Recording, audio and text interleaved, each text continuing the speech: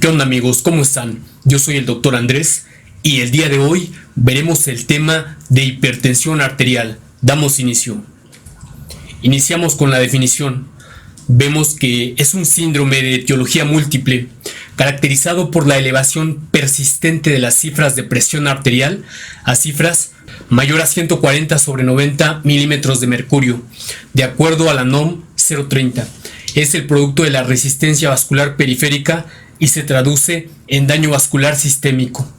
Vemos que el 17 de mayo es el Día Mundial de la Hipertensión Arterial. Pasamos con la epidemiología. En México, su prevalencia es de un 31.5%. Existe una relación entre hipertensión y el excedente de peso. El 47.3% de los pacientes desconocen que tienen esta enfermedad. De los adultos con hipertensión diagnosticada por un médico, solo un 73.6% reciben tratamiento farmacológico y menos de la mitad de estos están bajo control. Pasamos con los factores de riesgo. Dentro de los modificables tenemos al tabaquismo, al alcoholismo, al sobrepeso y a la obesidad, así como el sedentarismo, las dislipidemias y una dieta rica en sal. Dentro de los no modificables vemos que el más importante es la edad, cuando sea mayor a 45 años. Luego tenemos el sexo masculino, que sea de raza afroamericana y una historia familiar con diabetes, hipertensión, EBC, así como enfermedad coronaria. Luego pasamos a la etiología. Vemos que esta hipertensión se va a dividir si es primaria, esencial o idiopática, o secundaria o por una causa identificable. Vemos acá que lo primero sería renal y que es de lo más común. Para no decirles pues todo el cuadro, vamos a mencionar lo más importante. Vemos en esta parte que se hará parenquimatosa, de glomerulonefritis aguda, una nefritis crónica, enfermedad poliquística, renovascular como estenosis de la arteria renal, un tumor productor de renina, renoprivos, retención primaria de sodio como síndrome de Leigh o síndrome de Gordon, así como causas endocrinas. Lo otro sería por coartación de la aorta y aortitis. También puede ser inducida por el embarazo, por desórdenes neurológicos, así como estrés agudo, incluyendo una cirugía, hipervolemia, alcoholismo, nicotina, ciclosporinas, otros agentes. Vemos acá la hipertensión sistólica, tendremos en el A un aumento del gasto cardíaco, así como una rigidez de la aorta. Ahora vamos a pasar con la fisiopatología. Para poder comprender esta enfermedad, primero debemos analizar la definición de presión arterial. Vemos que es la fuerza que se ejerce contra la pared arterial, que la sangre que circula por las arterias. La presión arterial incluye dos mediciones: la presión sistólica, que se mide durante el latido del corazón, el momento de la presión máxima, y la presión diastólica, que se mide durante el descanso entre dos latidos, en el momento de la presión mínima. Tenemos que la presión arterial va a estar dada por la siguiente fórmula, que es el gasto cardíaco por la resistencia vascular periférica, que son las principales determinantes. El gasto cardíaco será el resultado de la frecuencia cardíaca por el volumen sistólico. A grandes rasgos, cuando tengamos algo que nos afecte el gasto cardíaco, es decir, que lo aumente, o bien que aumente la resistencia vascular periférica, vamos a tener un efecto directamente proporcional al aumento de la presión arterial. Ahora pasamos al siguiente esquema, donde vamos a analizar esta parte de la fisiopatología de la hipertensión arterial. Lo primero será el factor principal, que es un exceso de sodio en la dieta. Vemos que vamos a tener alteración en la osmolaridad plasmática, se va a dar un aumento, se va a activar lo que es el sistema renina-angiotensina-aldosterona. Como sabemos, vamos a tener a la angiotensina 1 y por efecto de la enzima convertidora de angiotensina va a pasar a lo que es angiotensina 2. Uno de los productos de este sistema de renina-angiotensina-aldosterona pues va a ser la adrenalina, que nos va a causar precisamente vasoconstricción y va a aumentar la resistencia vascular periférica. Luego tenemos que va a estar también relacionado una retención renal de sodio. Vamos a tener una sobrecarga hidrosalina. De igual forma, esto nos va a dar un aumento de la precarga y vamos a tener un aumento del gasto cardíaco. Por otro lado, otro de los factores importantes será la reducción nefronal. Vamos a tener una disminución de la superficie de filtración y se va a encontrar con esta otra vía que ya vimos. Vamos a tener una retención renal de sodio. Otro de los factores de igual forma importantes, vamos a tener la sobreactividad simpática. Aquí pues va a estar dado por la adrenalina y la noradrenalina. Vamos a tener un aumento de la contractilidad.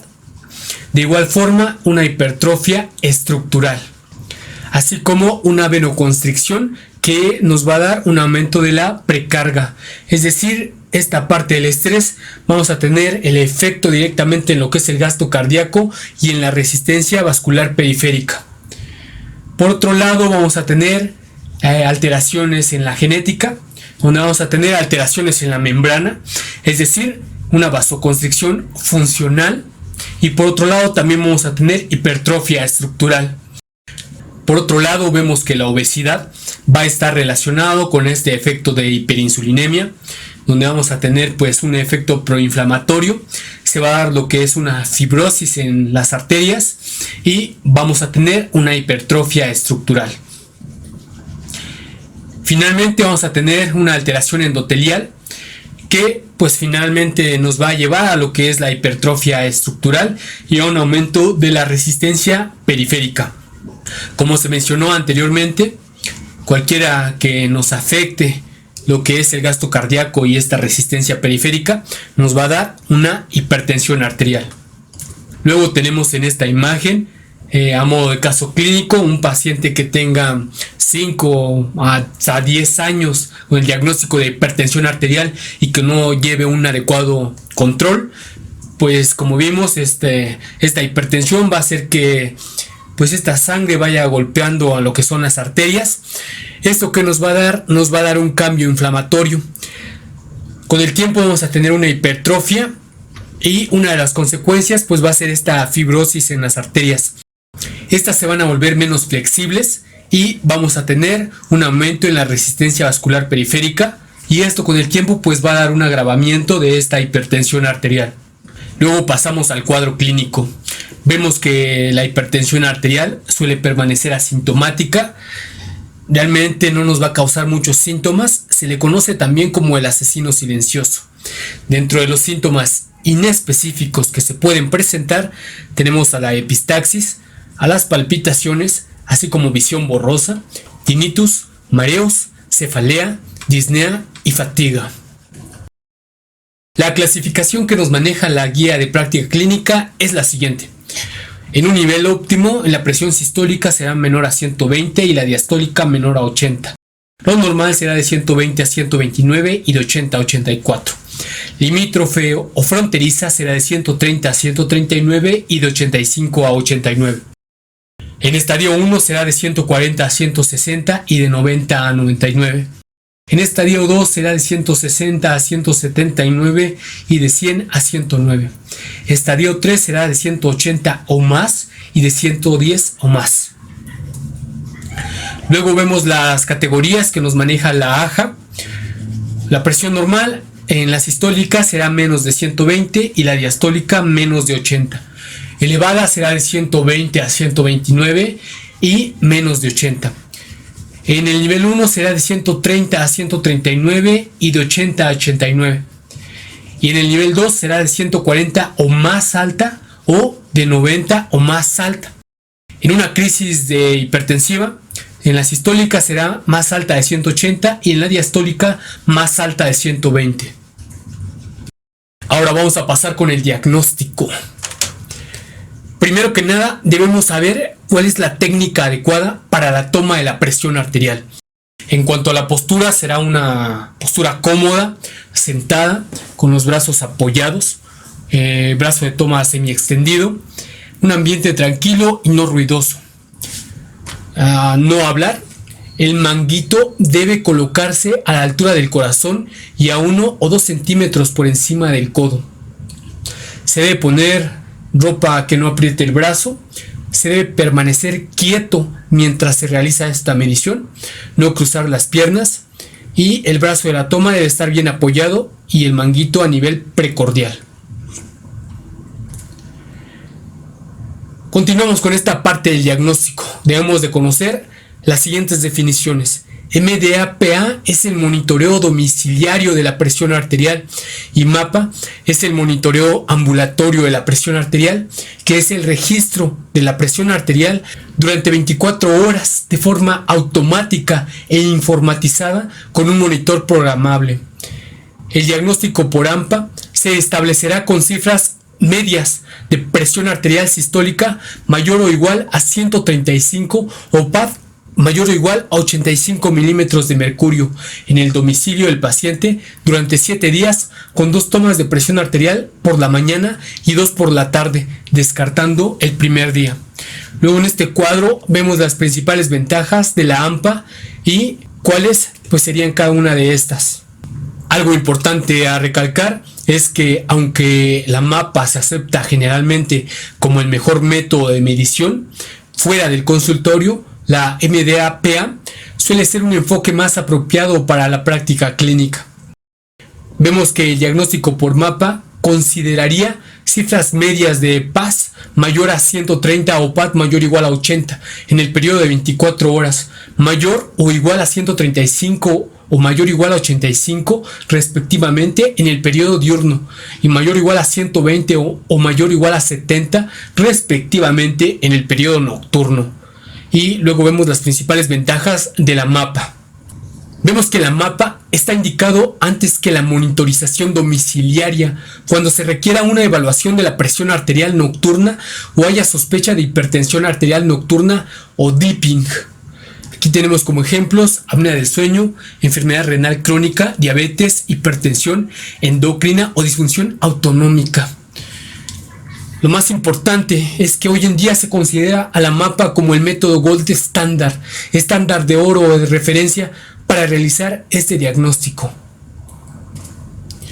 Vemos que existen otros tipos de hipertensión. Tenemos a la que está asociada a bata blanca, que es la reacción de alerta del paciente al estar en un consultorio o ser revisado por un médico o un enfermero. Ocurre en un 9 o un 16% de los pacientes con un MAPA normal. La enmascarada con pacientes con PA normales en controles, un MAPA positivo. Luego la refractaria con HTA que no se controla con al menos 3 fármacos, donde al menos uno es un diurético y ocurre en 1 a un 13% de los pacientes. Acá les dejo un cuadro donde tenemos los estudios de laboratorio generales y especiales para pacientes con HAS. Aquí les dejo los generales como la glucosa, colesterol, triglicéridos y los especiales en caso de sospecha de alguna patología específica. Tenemos el ecocardiograma transtorácico y una cardiobioimpedancia. Vemos los esquemas que nos maneja la guía de práctica clínica. El diagnóstico y seguimiento de hipertensión arterial sistémica. Vemos acá el registro inicial de la presión arterial en el consultorio. Una PAS casual menor a 135 y una PAD casual menor a 85. Si es menor o igual a 120/80, tendremos una presión arterial óptima y se debe realizar una evaluación anual. Si es de 120 a 134 y de 80 a 84, se debe checar que no sea HAS de bata blanca. Si es de 130 a 139 y de 81 a 89. Y se debe optar por un tratamiento no farmacológico, así como una valoración en 6 meses. Por otro lado, si tenemos una PAS casual mayor o igual a 135 milímetros de mercurio y menor a 150 milímetros de mercurio, y una PAD casual mayor o igual a 85 y menor o igual a 110, vamos a optar acá por hacer un MDPA. Si es menor a 135/85, tendremos HAS de bata blanca. Si es mayor o igual a 135/85, se hace el diagnóstico de hipertensión arterial. Y en esta parte Si hay una paz casual mayor a 150 y una paz casual mayor o igual a 110, se va a realizar el diagnóstico de Haas. Si en cuanto a la Haas tenemos una MDPA estadio 1 con 130, 139 o 81 o 89, ver si hay un riesgo alto o con daño a órgano blanco. Si no lo hay, tenemos tratamiento farmacológico. Si sí lo hay, un tratamiento farmacológico. Si la Haas, una MDPA estadio 2 mayor o igual a 140/90, de igual forma optamos por un tratamiento farmacológico. Luego vemos la detección de hipertensión de bata blanca o hipertensión enmascarada en pacientes que no reciben tratamiento farmacológico, con una PA mayor o igual a 130/80. Vemos que después de 3 meses con modificación de estilo de vida y sospecha de hipertensión de bata blanca, con un MAPA o MDPA durante el día, si la presión arterial es menor a 130/80, si lo es, hipertensión de bata blanca, si no lo es, hipertensión. Por otro lado, si hay una PA de 120 a 129 y 80, después de 3 meses ensayo de modificación de estilo de vida y sospecha de hipertensión enmascarada, checar aquí un MAPA o MDPA durante el día. Si tenemos una presión arterial mayor o igual a 130/80, si es positivo tendremos una hipertensión enmascarada y si es negativo una elevación de la presión arterial. Luego tenemos este otro algoritmo donde nos habla sobre la detección del síndrome de bata blanca o hipertensión no controlada enmascarada en pacientes en tratamiento con medicamentos. Vamos a tener una PA en consultorio en metas. Si es positivo, checar si hay un incremento del riesgo de enfermedades cardiovasculares o daño en órganos diana. Si sí lo hay, pues vamos a tener un tamizaje para la hipertensión no controlada enmascarada con MAPA. Luego checar un MDPA. Si está por encima de la meta, se debe realizar un MAPA. Si este está por encima de la meta, debemos preguntarnos si es positivo, tendremos una hipertensión no controlada enmascarada y se debe intensificar el tratamiento. Si es negativo, se debe continuar con el tratamiento actual. Si es negativo, tendremos una detección no necesaria. Luego nos regresamos a esta parte. Si es negativo, checar si una PA mayor o igual a 5 a 10 milímetros de mercurio por encima de la meta en mayor o igual a 3 agentes. Si es positivo, se debe realizar un tamizaje para el síndrome de bata blanca con MAPA. Luego checar si tenemos un MDPA en la meta. Si es positivo, tendremos un síndrome de bata blanca y se debe confirmar con un MAPA. Si es negativo, se debe continuar con el tratamiento terapéutico.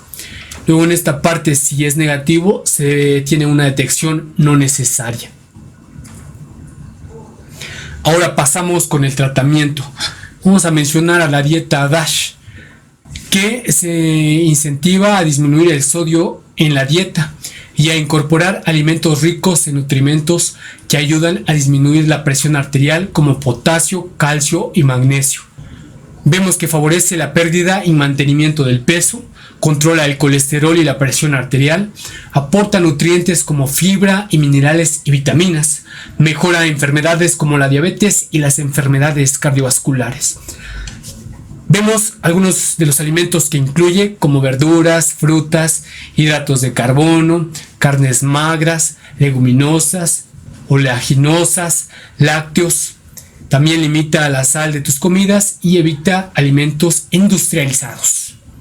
Vemos acá el estilo de vida saludable que se debe seguir, lo que nos menciona la GPC.